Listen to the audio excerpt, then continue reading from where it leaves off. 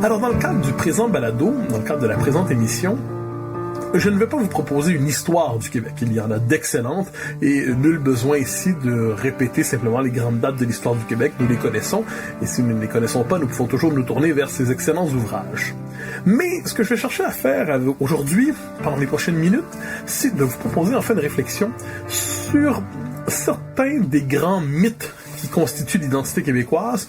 Appelons ça une histoire de l'identité québécoise. Donc revenir sur certains moments où se sont formés, quelquefois très rapidement, quelquefois sur la longue durée, des mythes collectifs.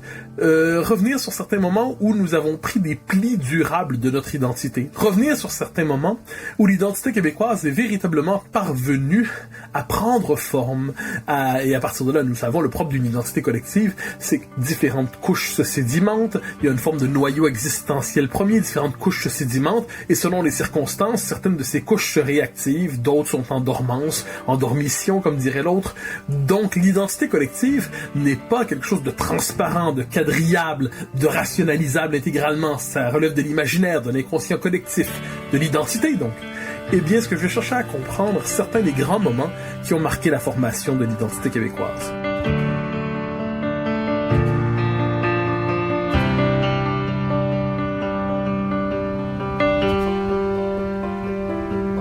Dans cette période de grand confinement, nous le voyons, les Québécois font preuve d'un sens véritable de la solidarité, comme s'ils savaient se souder dans l'épreuve, à la manière d'une petite nation tricotée serrée, ayant fait au fil de l'histoire l'expérience de la survivance. Les Québécois aiment se représenter eux-mêmes comme une famille, comme une grande famille en fait, capable de se rassembler, de s'unir dans les moments difficiles. François Legault, d'ailleurs, dans son point de presse quotidien, parle régulièrement du peuple québécois, mais non pas de la population. Il parle du peuple québécois, en jouant presque naturellement sur les cordes sensibles de son identité. Évidemment, on trouve ici comme ailleurs un bon lot d'énergumènes qui n'en font qu'à leur tête dans la crise. Mais globalement, même si le grand confinement est assurément pénible, les Québécois ont l'impression, avec raison, de traverser une épreuve collective. Et c'est en puisant dans les ressources identitaires métabolisées symboliquement dans leur imaginaire collectif qu'ils y parviennent. Parce que c'est une des dimensions les plus intéressantes, sur le plan de l'analyse bien évidemment de cette crise, c'est qu'elle réactive véritablement des couches profondes de notre identité. Elle réactive un certain imaginaire, elle réactive une certaine manière de se représenter comme Québécois. Nous le savons, nous avons traversé une grande épreuve historique au 19e siècle et au 20e, de 1840 à 1960, qui est l'épisode de la survivance. La survivance, l'hiver de la survivance, pour reprendre les mots de Fernand Dumont. La survivance, c'est-à-dire notre peuple, qui pendant une certaine période de son histoire, pendant plus d'un siècle, a non pas renoncé à rêver, a non pas renoncé au grand projet, mais a su que le grand projet qui était le sien était simplement de survivre, de se maintenir dans l'existence, de tenir d'une génération à l'autre, en se disant qu'un jour viendrait le temps des grandes espérances, viendrait le temps des grands projets, des grands élans. Et nous le savons, c'était la Révolution tranquille. Mais il a fallu traverser cette période de la survivance. La survivance est un mythe qui est inscrit au cœur de l'imaginaire collectif québécois. Et on peut dire plus largement, au-delà de la simple période 1840 à 1960, que la question de la survivance, de notre survie, de notre adhésion difficile à ce qu'est l'Amérique, mais notre adhésion têtue, tenace à ce qu'est l'Amérique, est véritablement un fil directeur, un principe de continuité dans notre histoire qui peut probablement éclairer nos réactions collectives dans les circonstances actuelles.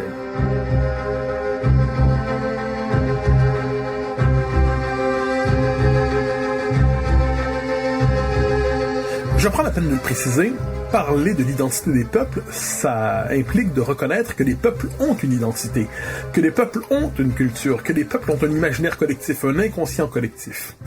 On peut dire que ça relève du sens commun pour la plupart d'entre nous. Mais n'oublions pas que pendant plusieurs décennies, les sciences sociales, le savoir universitaire consacré, ont cherché à déconstruire l'idée même de l'identité des peuples, l'idée même de l'imaginaire collectif, l'idée même ce qu'on pourrait appeler les couches profondes de l'identité collective d'un peuple. Ce qui fait qu'à bien des égards, il nous est devenu difficile de penser l'identité des peuples, comme s'il y avait quelque chose de scandaleux dans cette volonté de comprendre la singularité d'un peuple. Parce qu'on nous dira, mais chaque individu a sa propre identité, il y a des différences de classe dans une nation, il y a des différences identitaires nombreuses, il y a des différences sociales dans une nation, bien évidemment. Mais un peuple, une nation, ça existe néanmoins. Et prendre au sérieux l'identité d'un peuple, ça implique donc de s'intéresser à son histoire politique, à sa littérature, à sa chanson, à son théâtre, à son folklore, et quelquefois fouiller oublié même dans la part de brouillard qui est dans l'identité collective, chercher à comprendre ce qui fait la singularité d'un peuple, la singularité d'une nation, et c'est ce que nous allons faire aujourd'hui. J'ajoute que l'expérience a déjà été menée à quelques reprises au cours des dernières décennies. Je me permets de nommer 3 auteurs, 3 livres aussi en même temps, qui ont représenté les enquêtes sur la formation de notre identité collective. Alors, le premier, de Léon Dion, 1945-2000, à la recherche du Québec. Donc, c'est un livre où, à travers la lecture de nos poètes, de notre littérature, de notre politique, il cherchait à comprendre les traits marquants de l'identité québécoise. Léon Dion, un grand politologue dans notre histoire, qu'on devrait redécouvrir assurément, qui peut nous éclairer. C'est une méditation très fine sur notre condition collective et qui, en plus, conjugue, pourrait-on dire, la réflexion sur l'imaginaire littéraire et l'imaginaire politique. C'est assez rare. Deuxième ouvrage, Le défi québécois de Christian Dufour. C'est un essai politique et historique tout à la fois de la fin des années 80, où Christian Dufour, pour défendre une position politique qui était la sienne, la défense de l'accord du lac Meech, avait décidé de retracer les origines de l'identité québécoise en retrouvant toute la portée fondatrice, négative et positive selon lui, de la conquête. Et il cherchait à voir comment s'était forgée l'identité québécoise, essentiellement depuis la conquête anglaise, l'effet qu'elle avait eu sur nous, comment l'effet durable sur notre psychologie collective, sur notre capacité à agir collectivement, à nous définir collectivement. Donc le défi québécois, un livre majeur qu'on peut relire aujourd'hui avec grand bonheur, grand plaisir, un véritable classique de notre pensée politique. Troisième ouvrage que je me permets de mentionner avant de plonger dans mon propre examen de notre histoire identitaire, Genèse de la société québécoise de Fernand Dumont, un de nos grands sociologues, un des grands penseurs de l'histoire du Québec. Dans Genèse de la société québécoise, Fernand Dumont cherche à comprendre véritablement comment s'est formée l'identité québécoise, comment s'est forgée la conscience nationale du peuple québécois. Et dans ce livre, qui encore une fois sollicite la littérature, la politique, les historiens, il cherche à voir à travers le discours que notre société tient sur elle-même, à travers les différentes interprétations que nous proposons de notre condition collective, il cherchait à comprendre les traits fondamentaux qui caractérisaient l'identité québécoise. Donc sachons qu'il y a eu des réflexions en ce sens au fil des décennies, nous aurions tout avantage à y revenir, mais dans les circonstances, je vous propose quelques réflexions supplémentaires pour chercher à comprendre, bien évidemment, là où nous en sommes aujourd'hui dans cette expérience du grand confinement. Est-ce que le passage par l'histoire peut nous éclairer? Alors, le point de départ de l'identité québécoise, de l'aventure historique du peuple québécois, bien évidemment, c'est la Nouvelle-France. La Nouvelle-France qui est associée, qui a 2 fondateurs symboliquement. Un fondateur qui a occupé une grande place dans notre histoire, dont on parle un peu moins aujourd'hui, Jacques Cartier, 1534, qui découvre le Canada, pour reprendre la formule consacrée, et qui va être reconnu à sa manière comme la figure, non pas fondatrice de la Nouvelle-France, mais celui qui aura le premier planté le drapeau français et la croix dans cette partie d'Amérique.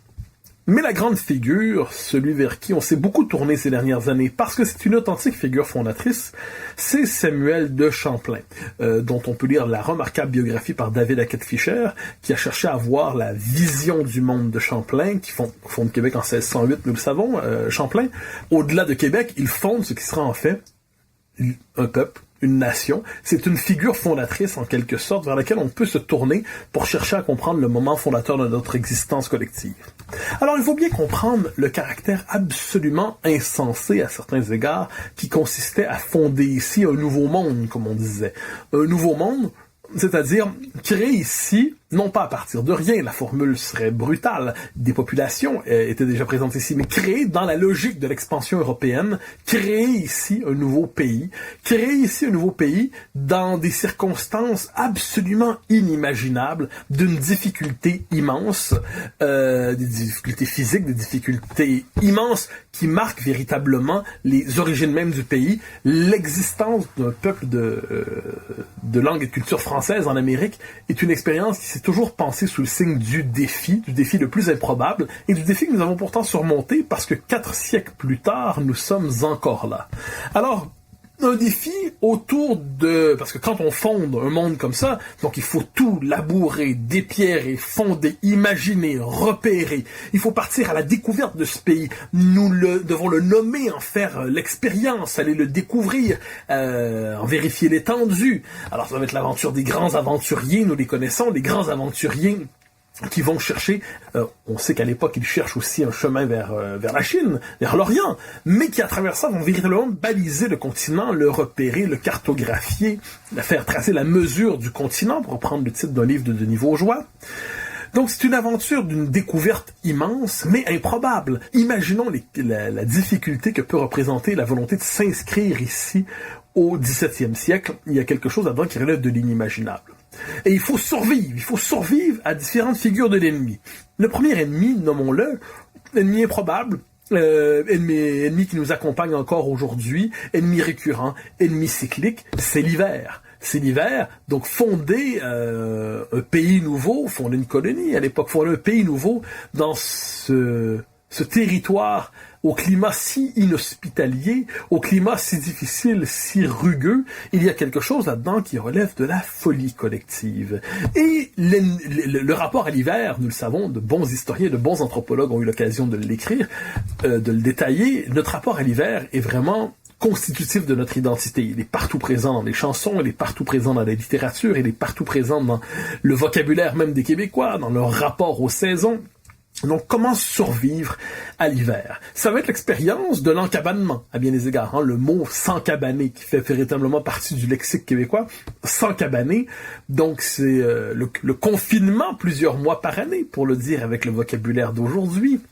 Donc, la capacité de traverser les saisons, toujours s'y préparer, savoir qu'une partie de l'année, il faut survivre, tenir, attendre le printemps. Eh bien, le rapport à l'hiver, donc l'expérience de l'encabanement durable pendant plusieurs mois dans l'année, l'expérience du confinement plusieurs mois dans l'année, ça va jouer un rôle absolument fondamental dans la formation de notre identité.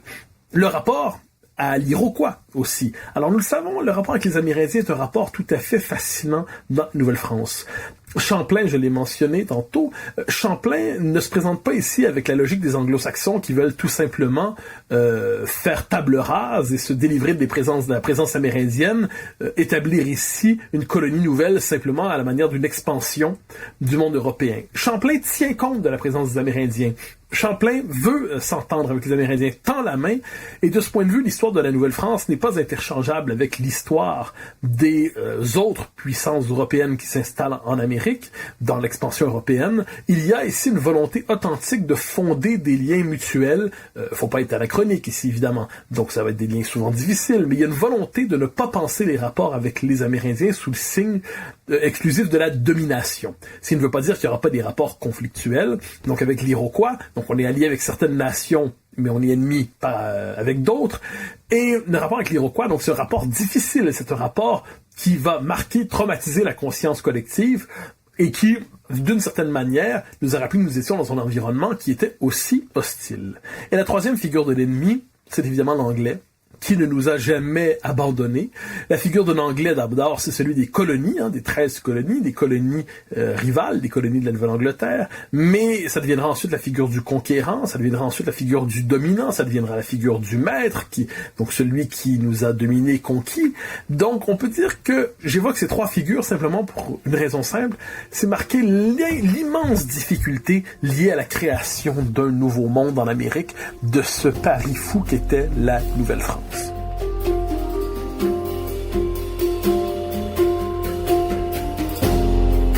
Donc nous avons réussi à établir ici ce qui est un peuple qui au milieu du XVIIIe siècle est un peuple qui a encore des liens très intimes avec la mère patrie. En fait, on peut croire qu'il n'y a aucun désir de rupture avec la mère patrie, même si on note, les observateurs français le notent, ceux qui se sont installés ici, les Canadiens, au bout d'une génération, 2 générations, 3 générations, il y a une conscience collective originale qui s'est formée. Mais arrive le grand traumatisme de notre histoire, le grand traumatisme, la conquête, la bataille des plaines d'Abraham, 59, la chute de Montréal, en 60, le traité de Paris, 1763. Une catastrophe fondatrice à certains égards, une catastrophe, un arrachement existentiel à la mère patrie, à la métropole nourricière, pour reprendre les mots de Michel Brunet, le fait d'être privé véritablement de notre lien intime avec la France, et nous nous transformons, après donc défaite militaire, en peuple abandonné en Amérique, en peuple condamné à la disparition à certains égards. Le conquérant pense à notre disparition au début, il ne réussira pas, mais il a l'intention, assurément, de programmer notre disparition.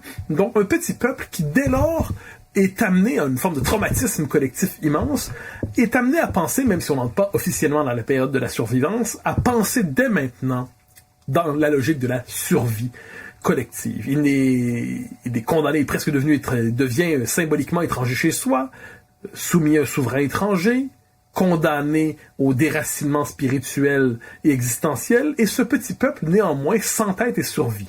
Et très rapidement, développe des stratégies de résistance collective pour assurer sa reproduction institutionnelle. 1763, c'est le traité de Paris. 1774, l'acte de Québec. On pourrait dire que c'est la première victoire collective. Victoire en mode défensif. Les Québécois sont bons pour être capables d'arracher des droits, d'être capables d'obtenir des droits, de sécuriser certains droits, d'obtenir des petites avancées collectives. Nous avons toujours de la difficulté avec la grande victoire qui viendrait renverser le rapport de force, mais nous y reviendrons. Donc l'acte de Québec, 1774, nous obtenons néanmoins certains droits collectifs, le droit d'assurer notre reproduction institutionnelle et collective. 1791, l'acte constitutionnel, nous le savons aussi, un moment très important dans le cadre de bouleversements mondiaux, eh bien, nous réussissons à obtenir, avec la formation du Bas-Canada en 1791, nous réussissons à obtenir quelque chose qui va être d'une importance capitale. Nous réussissons à devenir une majorité dans un espace politique qui nous appartient. Le pouvoir politique qui nous est concédé est illusoire, le pouvoir politique qui nous est concédé n'est pas substantiel, mais néanmoins, nous réussissons à former une communauté politique où nous sommes majoritaires. Et je crois qu'on a là véritablement un des traits les plus importants dans la formation de la conscience historique québécoise, l'importance d'avoir un chez-soi où nous sommes majoritaires. Parce que l'expérience canadienne-française en Amérique est une expérience diasporique, assurément. Les Canadiens-Français, on en a retrouvé partout. On va en retrouver partout au Canada, et d'ailleurs partout ils seront assimilés. On va en retrouver dans le nord-est des États-Unis, en Nouvelle-Angleterre, avec la formation des petits Canada à la fin du 19e siècle jusqu'au milieu du 20e, et bien des égards le premier tiers, et aussi seront assimilés. Mais si la nation québécoise existe encore aujourd'hui, c'est parce qu'elle avait un siège politique, une communauté, un espace politique où elle était clairement majoritaire, et on peut dire que l'importance d'avoir un chez-soi où nous sommes la norme, un chez-soi où nous sommes la référence collective, un chez-soi où nous avons véritablement la maîtrise de nos institutions, eh bien ça, 1791, donc la communauté politique tracée autour de la vallée laurentienne, la vallée du Saint-Laurent, eh bien nous avons là véritablement une étape cruciale de notre conscience collective, c'est l'établissement définitif d'un chez-nous que nous pouvons vouloir maîtriser.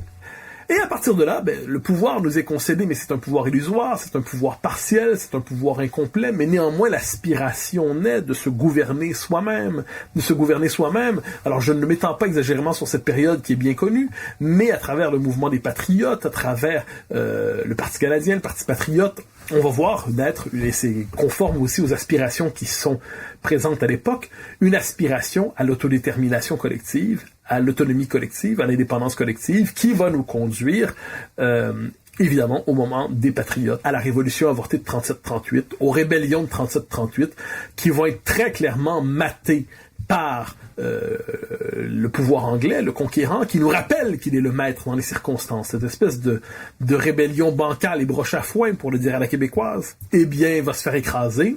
Et là, ça va être une espèce d'immense rappel aux Québécois, ce qu'on appelait alors les Canadiens, qui deviendront Canadiens français pendant à peu près 120 ans. Eh bien, c'est que ils se croyaient maîtres chez eux, ils croyaient même pouvoir négocier avec la couronne britannique un statut, appelons ça, de souveraineté association avant le temps, d'indépendance dans l'Empire. Eh bien, ils comprendront qu'après avoir cherché différentes manières de s'affirmer dans les paramètres de l'Empire, quand ils décident d'essayer de prendre les armes pour affirmer leur indépendance, pour la proclamer, pour l'obtenir, ils sont matés et ils découvrent une chose, ils ne sont pas maîtres chez eux. Ils sont condamnés à la domination à certains égards et ils doivent, à partir de 1840, enfin après le rapport de Rame que nous connaissons, après l'acte d'union que nous connaissons, les Canadiens qui deviennent peu à peu les Canadiens français comprennent une chose. En Amérique, leur existence en tant que telle est un projet. Ils croyaient pouvoir s'émanciper comme tous les autres peuples de la Terre en oubliant qu'ils étaient dominés. Non, ils découvrent qu'ils sont dominés. Et leur objectif collectif dans les circonstances consiste à survivre.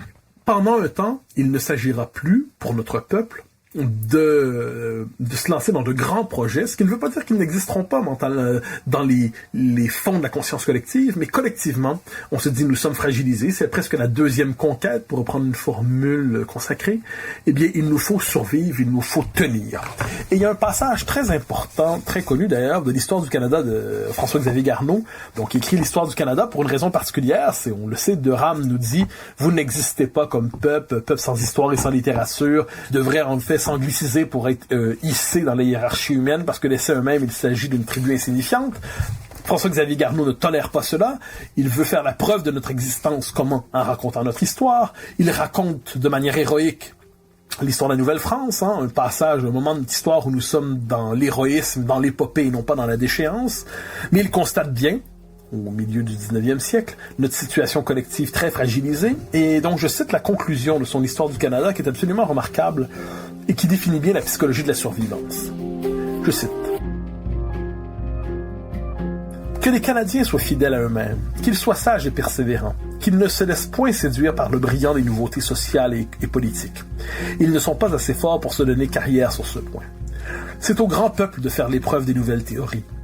Ils peuvent se donner toute liberté dans leurs orbites spacieuses. Pour nous, une partie de notre force vient de nos traditions. Nous nous en éloignons ou ne les changeons que graduellement. Nous trouverons dans l'histoire de notre métropole elle-même de bons exemples à suivre. Si l'Angleterre est grande, aujourd'hui elle a eu de terribles tempêtes à subir, la conquête étrangère à maîtriser, des guerres religieuses à éteindre et bien d'autres traverses sans vouloir prétendre à si haute destinée.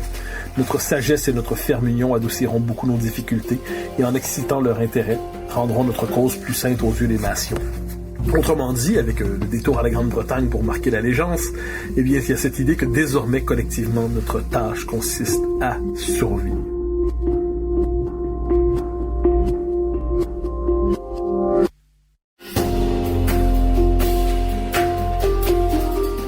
C'est une période difficile qui commence dans notre histoire, une période difficile où collectivement nous sommes désarticulés, notre élite est rasée, notre programme collectif consiste à assurer nos droits élémentaires et non plus à rêver d'indépendance. En l'idée, l'indépendance va continuer d'exister dans la conscience collective, elle va connaître quelques sursauts, réapparaîtra véritablement à partir des années 20, mais pendant une bonne période, elle n'est plus véritablement présente.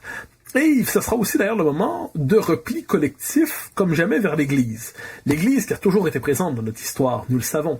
Au moment de la Nouvelle-France, l'Église, elle a même une présence missionnaire, mystique. Les grands mystiques de la période, il suffit de lire ou de relire par exemple la correspondance de Marie de l'Incarnation. Un de mes amis m'en lisait récemment de grands extraits. C'est absolument fascinant, l'élan mystique du catholicisme en Nouvelle-France.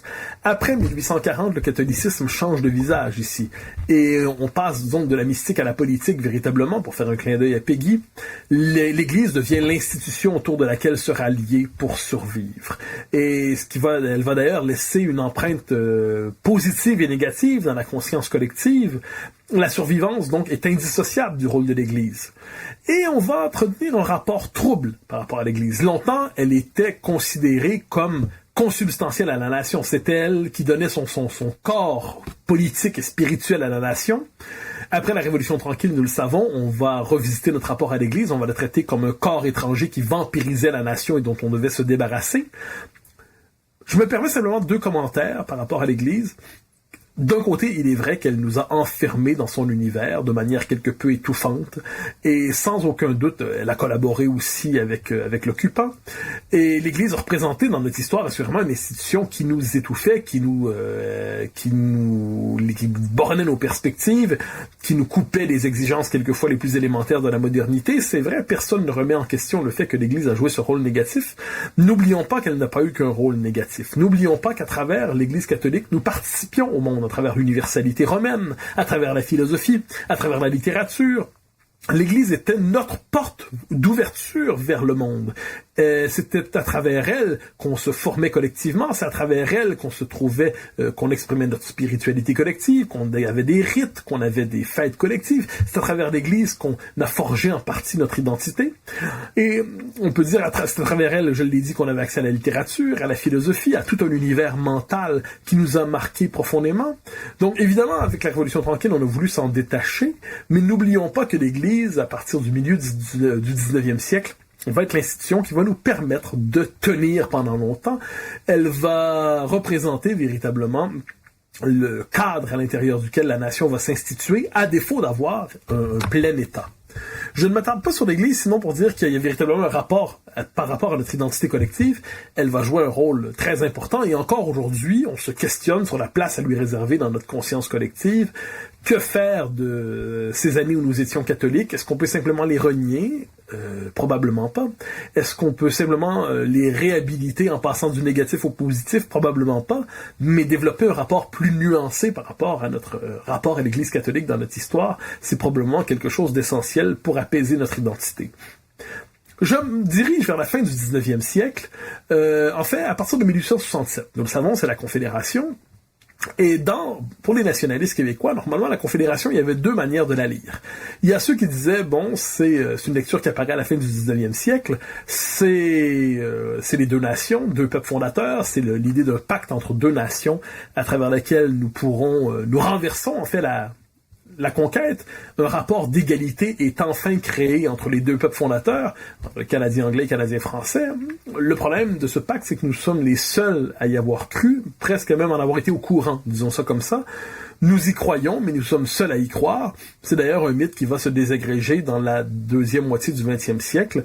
On va le porter, on va chercher à en faire quelque chose politiquement. Il va culminer politiquement et se déchoir politiquement autour de l'accord du Lac-Meech. Mais néanmoins, la Confédération, pour certains d'entre nous, c'était donc les deux peuples fondateurs.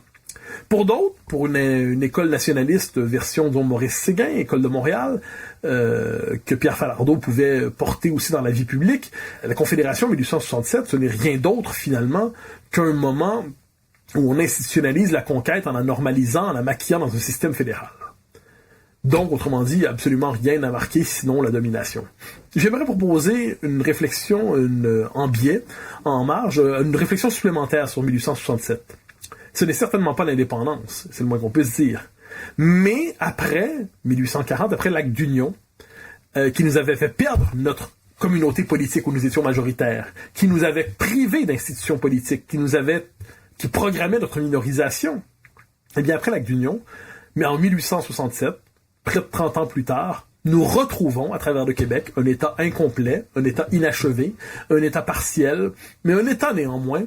Nous retrouvons une communauté politique où nous sommes clairement majoritaires. Une communauté politique qui peut être considérée comme l'État national des Canadiens français, qui sera considéré comme tel d'ailleurs au fil de l'histoire. Un État où nous sommes majoritaires, un État où nous sommes la norme, un État qui est l'expression politique de notre existence historique et nationale. Mais ça, c'est fondamental parce que ça nous ramène à cette idée du chez nous, d'un chez-soi, d'un lieu où nous ne sommes pas une minorité en train de quémander des droits, mais une majorité qui exerce le pouvoir. Et ça, c'est absolument fondamental pour comprendre la psychologie collective des Québécois. Quand ils disent « on est chez nous », bien ce « chez nous », ça fait référence à cette collectivité, le Québec, où nous sommes majoritaires et où, à partir de là, nous pouvons nous organiser selon notre propre vision du monde. Réflexion, à partir de là, sur deux personnages de la fin du 19e siècle, qui sont tout à fait intéressants et qui s'inscrivent dans cette logique de cette indépendance partielle retrouvée à travers la Confédération. Honoré Mercier, qui va, le premier ministre, qui va véritablement, au moment de la crise réelle notamment, qui va vouloir penser le Québec comme État national et qui va inciter les Canadiens français à faire une politique nationaliste qui va penser le Québec comme État national. Et ça, c'est fondamental. Donc, c'est assumé comme tel. Et le curé Labelle, qui est une grande figure, qui a eu une présence télévisuelle récemment à travers la série Les Belles Histoires, le curé Labelle qui a des rêves de reconquête pour les Canadiens français, des rêves de reconquête qui portent en lui le rêve de l'indépendance, qui portent en lui le rêve d'une reconquête, de ne plus être dominé chez soi, de devenir maître chez soi, et qui va véritablement penser avoir de telles aspirations pour nous, collectivement. Donc, deux figures intéressantes, fin 19e siècle, un peu oubliées aujourd'hui, mais qui demeurent d'une importance absolument fondamentale pour penser notre existence collective.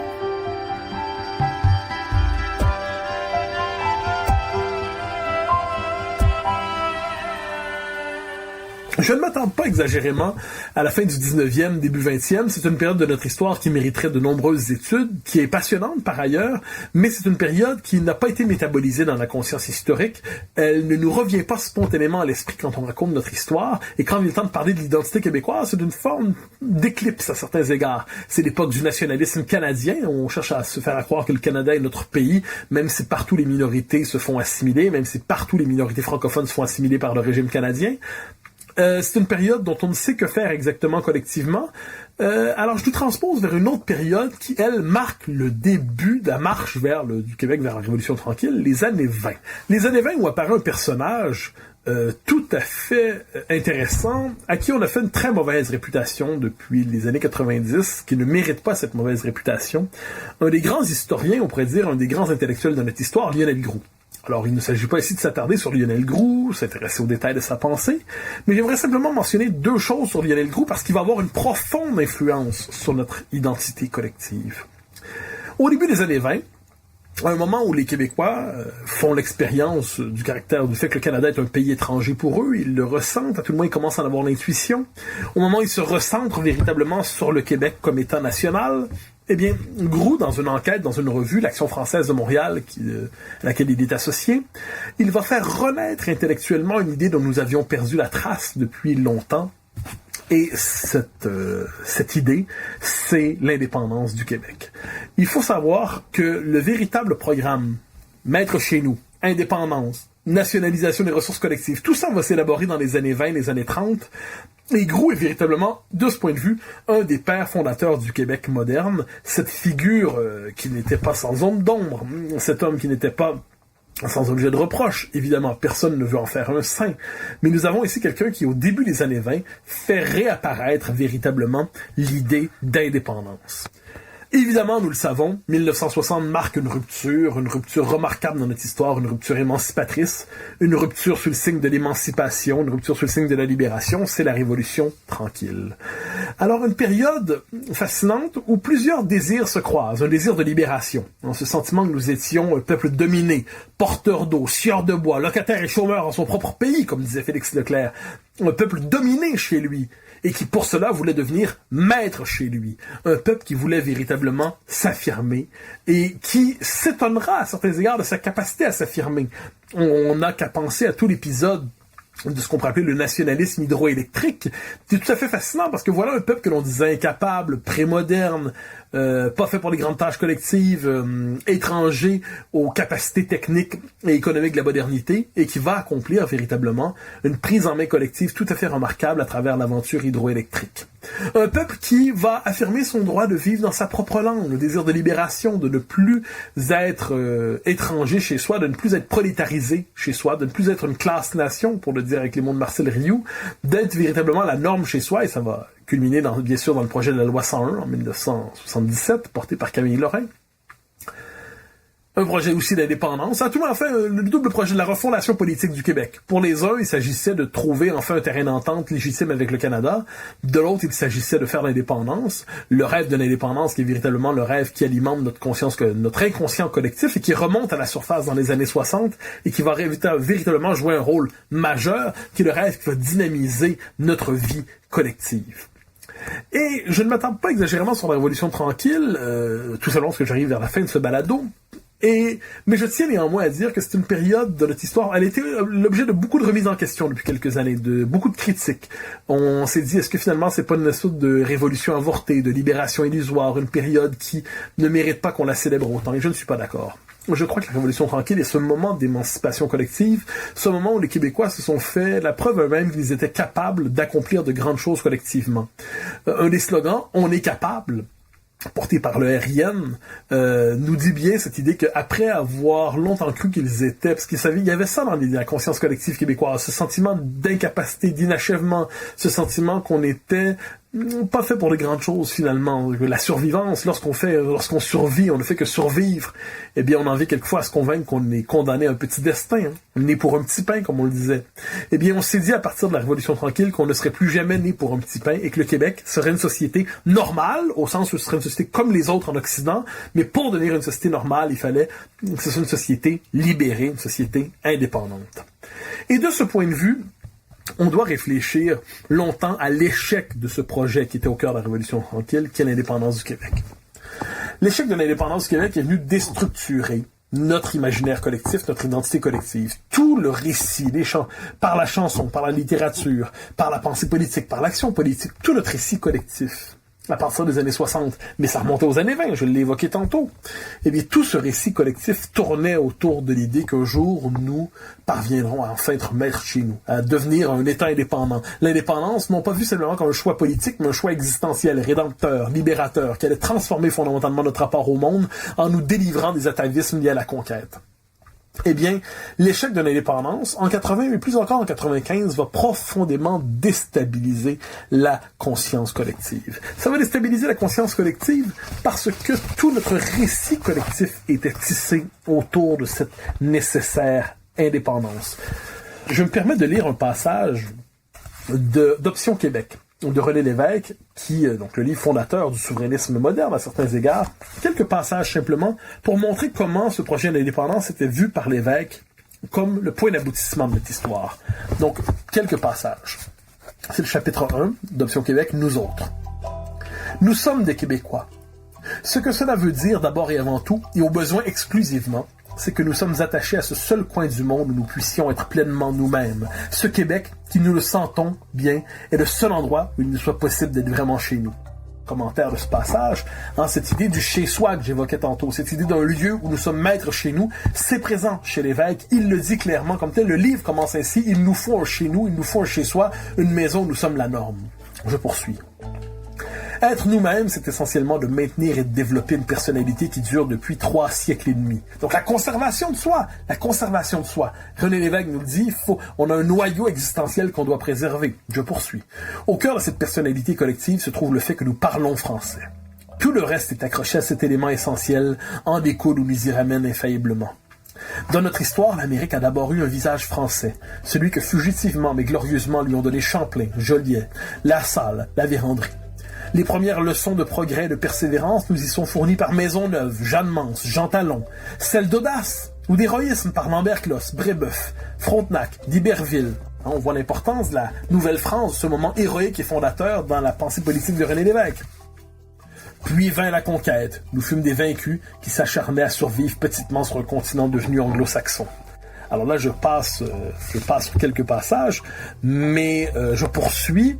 Ici encore, après avoir parlé de la conquête, quand nous évoquons les grandes étapes, nous y retrouvons pêle-mêle Étienne Parent avec La Fontaine et les Patriotes de 37, Louis Riel avec Honoré Mercier, Bourassa, Philippe Hamel, Garneau avec Édouard Montpetit et Asselin Lionel Groux. Pour tous, le moteur principal de l'action était la volonté de continuer et l'espoir tenace de pouvoir démontrer que ça en valait la peine. C'est un passage essentiel. Notre présence n'est pas vaine ici, notre aventure collective en un sens. Jusqu'à récemment, nous avions pu assumer cette survivance laborieuse grâce à un certain isolement. Nous étions passablement à l'abri dans une société rurale où régnait une grande mesure d'unanimité et dont la pauvreté limitait aussi bien les changements que les aspirations. La survivance, le fait qu'on sortait quand même d'une période difficile. Nous sommes fils de cette société dont le cultivateur, notre père ou notre grand-père, était encore le citoyen central. Nous sommes aussi les héritiers de cette fantastique aventure que fut une Amérique d'abord presque entièrement française, et plus encore de l'obstination collective qui a permis d'en conserver vivante cette partie qu'on appelle le Québec. Le Québec, pour René Lévesque, c'était la poursuite de cette grande histoire qui était celle de l'Amérique française. Tout cela se trouve au fond de cette personnalité qui est la nôtre. Quiconque ne le ressent pas au moins à l'occasion n'est pas ou n'est plus l'un d'entre nous. Ce passage aujourd'hui, on imagine la réaction des modernes qui entendraient un tel passage. Et je poursuis avec le dernier passage. Mais nous savons et nous sentons que c'est bien là ce qui fait ce que nous sommes. C'est ce qui nous permet de nous reconnaître instantanément où que nous soyons. C'est notre longueur d'onde propre sur laquelle, en dépit de tous les brouillages, nous nous retrouvons sans peine et seuls à l'écoute. C'est par là que nous nous distinguons des autres hommes de ces autres Nord-Américains, en particulier, avec qui nous avons, sur tout le reste, tant de choses en commun. Cette différence vitale, nous ne pouvons pas l'abdiquer. Il y a fort longtemps que c'est devenu impossible. L'impossible renoncement à soi-même. Cela dépasse le simple niveau des certitudes intellectuelles. C'est quelque chose de physique. Ne pouvoir vivre comme nous sommes, convenablement, dans notre langue, à notre façon, ça nous ferait le même effet que de nous faire arracher un membre, pour ne pas dire le cœur. à moins que nous n'y consentions peu à peu dans un déclin comme celui d'un homme que l'anémie pernicieuse amène à se détacher de la vie. De cela, encore une fois, seuls les déracinés parviennent à ne pas se rendre compte. Un passage absolument remarquable et lumineux de René Lévesque qui ouvre son livre « Option Québec » et sur lequel nous pourrions revenir pour comprendre véritablement la signification du projet souverainiste tel qu'il se le représente au moment de fonder le Parti québécois, le MSA et ensuite le Parti québécois.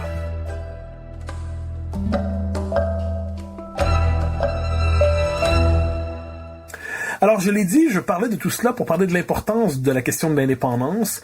On se tourne vers la littérature à l'époque, vers la poésie, vers nos plus grands chansonniers, nos plus grands écrivains, et partout ce rêve d'être enfin chez soi, maître chez soi, il est présent. Et on comprend de ce point de vue l'importance, le caractère tragique de la défaite de ce combat.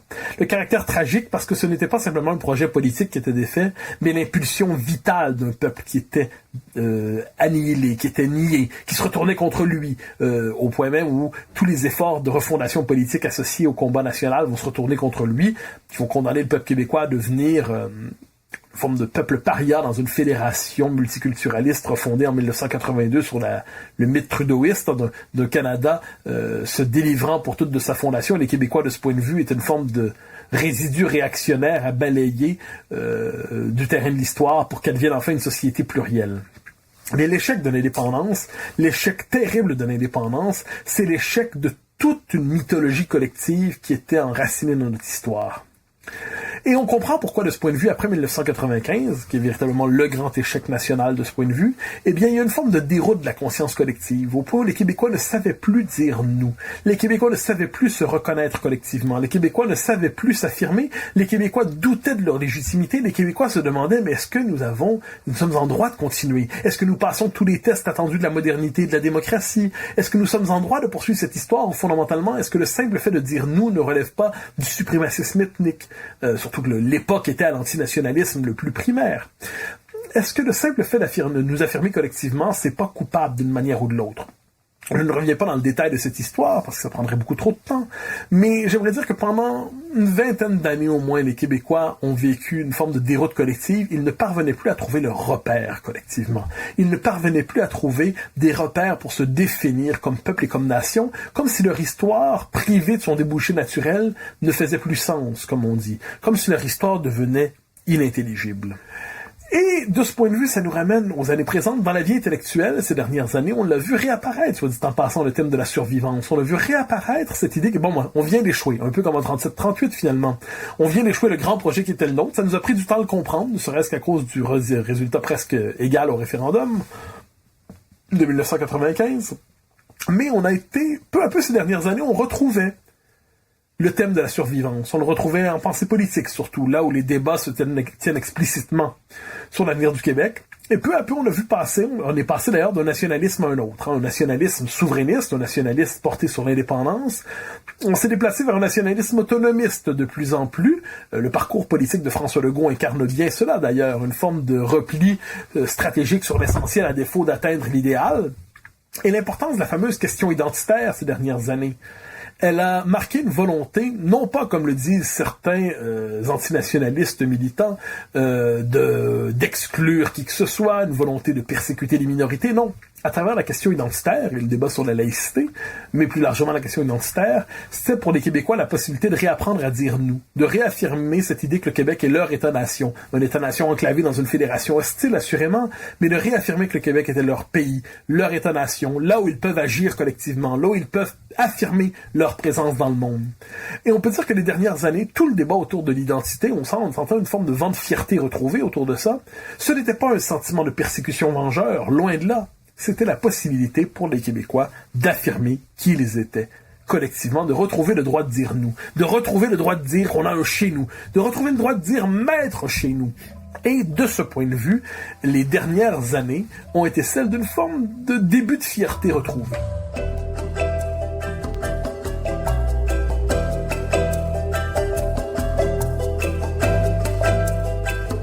Alors on en arrive à la fin de cet épisode.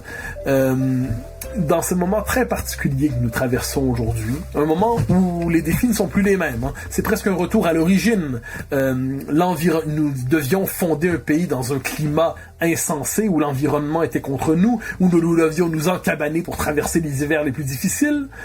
Eh bien, nous faisons face à nouveau aux éléments, non pas sous le signe de la tempête, mais de la pandémie. Nous faisons face de nouveau à un environnement hostile. Nous faisons face de nouveau à une épreuve collective immense qui exige, pour être traversée, de faire appel à nos ressources identitaires, collectives, culturelles, symboliques, pour être capable de rappeler aux Québécois, dans cette épreuve singulière où chacun doit se terrer chez soi pour servir la collectivité, nous devons retrouver cette intuition première de la première survie en Nouvelle-France, c'est-à-dire cette espèce d'épreuve difficile où c'est en plongeant véritablement dans ce souvenir que quelquefois les éléments se dérobent à nous, il faut simplement tenir en se disant qu'il y aura des jours meilleurs. Nous retrouvons cette intuition de la survivance qui marque véritablement le 19e siècle et la première moitié du 20e, cette idée que oui, en ce moment, les grands jours sont pas immédiats, il faut tenir simplement, tenir encore, ne pas céder. C'est difficile, certains ont envie d'abandonner, mais non, il faut tenir et encore tenir pour enfin renaître. Tout en se disant que, à travers cette expérience de la survivance, nous réapprenons à dire nous collectivement, nous réapprenons à agir collectivement, nous réapprenons à faire preuve de solidarité collective, nous réapprenons que nous sommes capables de faire des choses par nous-mêmes. Qui doute en ce moment un seul instant du fait que les Québécois s'identifient au Québec comme espace national, comme cadre national, comme État national? Qui s'imagine un seul instant que leur véritable capitale est à Ottawa plutôt que Québec? Qui doute un instant que le leader national des Québécois est à Québec et non pas à Ottawa? Eh bien, de ce point de vue, cette capacité d'action collective qu'on retrouve en ce moment, le fait que l'identité collective soit génératrice d'une capacité d'action, nous le voyons à travers la crise présente. Je ne veux pas la politiser à outrance, évidemment. On ne sait pas ce qui en sortira politiquement. Mais ce que nous savons maintenant, c'est que les Québécois, à travers cette crise, font l'expérience d'eux-mêmes à la manière d'un peuple, d'une nation, de cette grande famille tricotée serrée, capable de solidarité et capable d'adopter des gens venus d'ailleurs dans la mesure où ils apprennent à dire « nous » avec nous.